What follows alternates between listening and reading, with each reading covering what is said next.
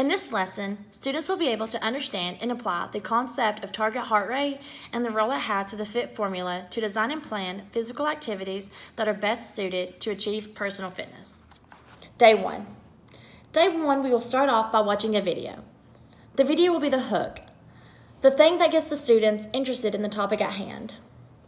Once the video is over, the teacher will then explain heart rate and target heart rate and the difference between the two, followed by explaining the FIT formula and how heart rate falls into that. Once the teacher is done explaining, the teacher will then demonstrate how to find one's heart rate. After the teacher is done demonstrating, each student will find their own heart rate on their own. Once each student has found their heart rate and written it down, the teacher will then give them a guided worksheet that shows them step by step how to get their target heart rate based on their heart rate, their sex, and their age. Each student is to complete their worksheet on their own and then turn it in at the end of the day for an exit ticket. Day 2. Day 2 will be led by the ELA teacher. The ELA teacher will explain how to properly write a lab report. After the ELA teacher is done explaining how to write a lab report, the class will be split into groups. Each group will consist of both ELA students and physical education students. The ELA students will be in charge of making sure their lab report is written correctly and all the information that needs to be in their lab report is in their lab report. The physical education class students will be in charge of, one, teaching the ELA students how to find their heart rate and target heart rate, and also help them use the terminology that they need from the physical education part, such as aerobic, anaerobic, isometric, isotonic, isokinetic, and so forth.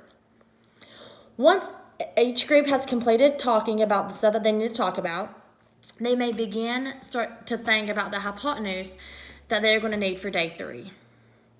Day 3. Each group will get back together and come up with a hypotenuse to answer the question, what activities can they do in order to reach their target heart rate?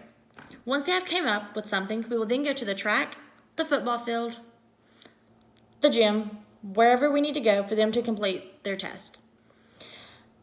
They may use technology or any other supplies they need in order to complete their test. As they're conducting their test, they'll be writing down any information that they view valuable. Once they have completed their test, we'll go back to the classroom and they will see if their test accepted or rejected their hypotenuse.